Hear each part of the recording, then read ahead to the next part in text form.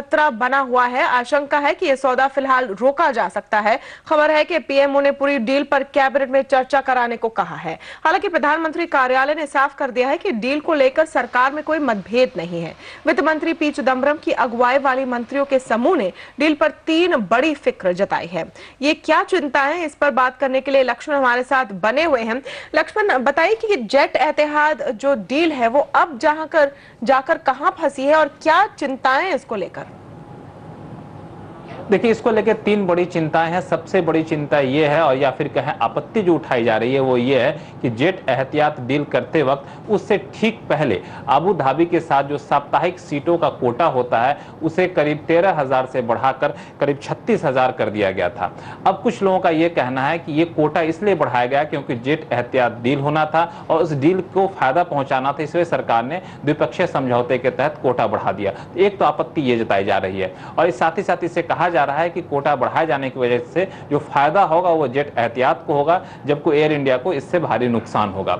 दूसरी आपत्ति यह है कि इससे मैनेजमेंट कंट्रोल जो है वो काफी हद तक एहतियात के पास चला जाएगा। हालांकि जेट ने इस डील के जरिए अपनी सिर्फ 24% हिस्सेदारी बेची है, लेकिन डील की जो शर्तें हैं, जो कायदे कानून है, वो कहीं ना कहीं अप्रत्यक्ष तौर पर यही इशारा करती हैं कि मैनेजमेंट कंट्रोल एहतियात के पास चला जाएगा, जो कि भारतीय कानून के खिलाफ है। और तीसरा जो एक बहुत ही महत्वपूर्ण और संवेदनशील मुद्दा है वो है सुरक्षा को लेकर के। कुछ लोग सुरक्षा कारणों की वजह से इस डील को सही नहीं बता पा रहे हैं, और यही वजह कि सुरक्षा के मुद्दे पर खास तौर से सचिवों के समूह की आज शाम बैठक हुई है, जिसकी अगुवाई खुद कैबिनेट सेक्रेटरी ने की है, और माना जा रहा है कि अपनी एक रिपोर्ट इस बारे में प्रधानमंत्री के पास सौंपेंगे, और कैबिनेट में जब इस मुद्दे पर चर्चा होगी तब जाके इस पे हो सकता है कि आगे कुछ नतीजा निकल कर आए। लक्ष्मण, लेकिन सवाल यह है कि ये जो चिंताएं व्यक्त की गई हैं, ये नई बात तो नहीं है, और ये डील की बातें कई दिनों से हो रही है, तो अब क्यों जाकर इस पर बातें बाहर निकल रही है और अब क्यों आपत्ति जताई जा रही है? देखिए, इस बारे में हमने जिन लोगों ने आपत्ति जताई उनसे भी पूछा, तो उन्होंने कहा कि आपत्ति जताने से पहले जो कुछ ठोस तथ्य उनको लेने थे, वो ठोस तथ्य जुटाने में कुछ वक्त लगता है, और ये चिट्ठी काफी पहले भेजी जा चुकी थी।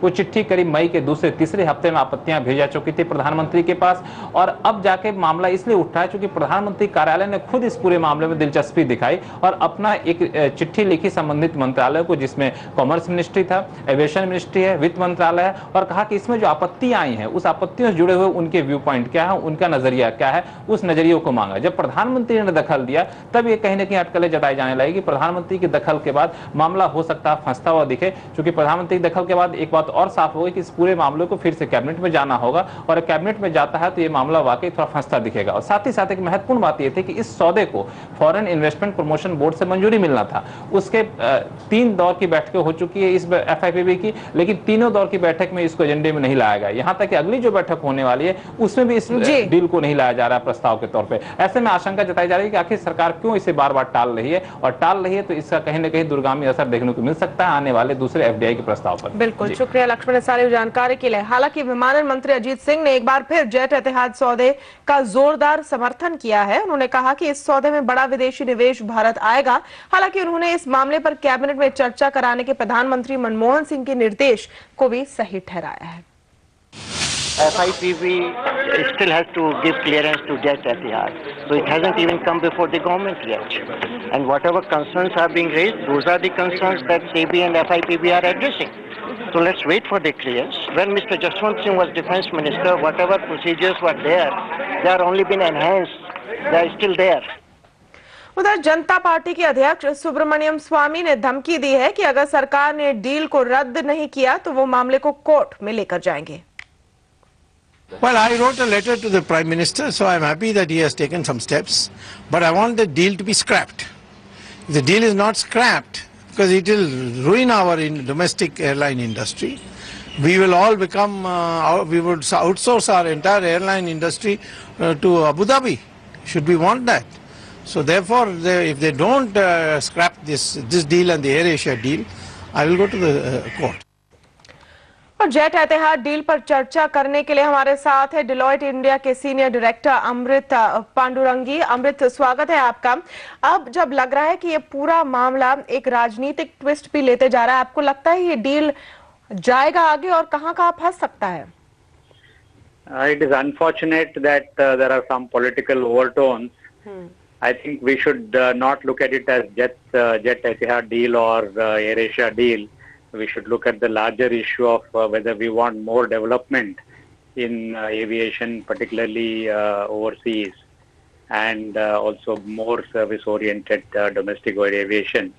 And from that perspective, I would say that we should all strongly support this because it is good for the passengers, it is good for the country, and many points that are coming up as perhaps points of discussion are really not serious issues. There is no security issue, there is no issue of management control of a nature that should worry us, nor should we worry too much about bilaterals and so on. तो अमृत, क्या आप कह रहे हैं कि जो आपत्ति अब जताई जा रही, जो चिंताएं ग्रुप ऑफ मिनिस्टर्स आगे बढ़ा रही हैं, फॉर एग्जांपल कि घरेलू एविएशन इंडस्ट्री को नुकसान पहुंचेगा, देश का international hub Abu Dhabi shift हो जाएगा, एतिहाद के हाथ में मैनेजमेंट चले जाएगा जेट का, जिसके साथ सिक्योरिटी, आप कह रहे हैं ये सीरियस इश्यूज नहीं है, वाजिब कंसर्न्स नहीं है? No, not at all. These are some of them are imaginary issues, and some of them are issues which actually are good for the passenger. So why should the passengers suffer because somebody wants to protect the domestic aviation industry? And what is the meaning of domestic aviation industry? Jet is as much domestic as any other airline. So when if you are talking about protecting Air India, for last 20-30 years they had so much protection, but what have we got out of it? So I think it is important to look at it from the user and passenger's perspective rather than whether it benefits this particular airline or that particular airline. Let AirAsia come, let Jet Etihad deal go through, let there be more deals and more investment, more modernization and more service for the customer. लेकिन जिस तरह का trend दिख रहा है इस वक्त, सरकार एफडीआई कई सेक्टर्स में बढ़ाने की बात कर रही है, रिफॉर्म्स पुश देने की बात कर रही है, ऐसे में जेट एतिहाद डील में इतनी फसन हो रही है, आपको लगता है कि किस तरह का एक मैसेज जा रहा है? It is unfortunately an inconsistent message. On the one hand, the government says we want FDI in all sectors, particularly infrastructure sectors, and then on the other hand, they take so much time to clear all the hurdles. So it is somewhat confusing indication that is being given to the foreign investor or indeed even to the domestic investor, and therefore the government would be well advised to try and sort out these issues before giving one final decision quickly. बिल्कुल, शुक्रिया हमसे बात करने के लिए। अमृत पांडुरंगे, senior director Deloitte India, कह रहे हैं कि सरकार को अपना मन बनाना चाहिए क्योंकि अलग अलग राय सामने आकर जो अंतर्राष्ट्रीय निवेशक है उनके लिए भी कंफ्यूजन पैदा होता है।